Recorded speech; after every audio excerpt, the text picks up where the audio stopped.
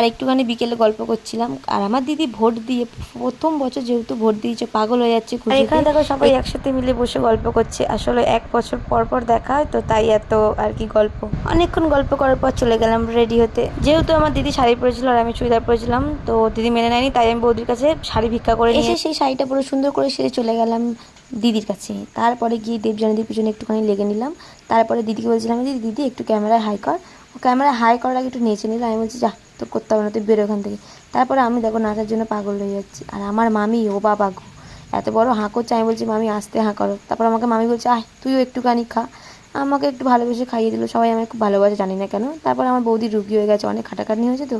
এই দেখো গাইস, এটা হচ্ছে আমার দিদির চুড়ি, আর এটা হচ্ছে আমার দিদি। আর আমি দিদির চুড়ি পরেছিলাম। আর আমার মামি বলছিল, হ্যাঁ তুই খালি আমারই ভিডিও কর, মাথা থেকে পা পর্যন্ত কর। আমিও যেরকম কথা সেরকম কাজ করেই দিলাম।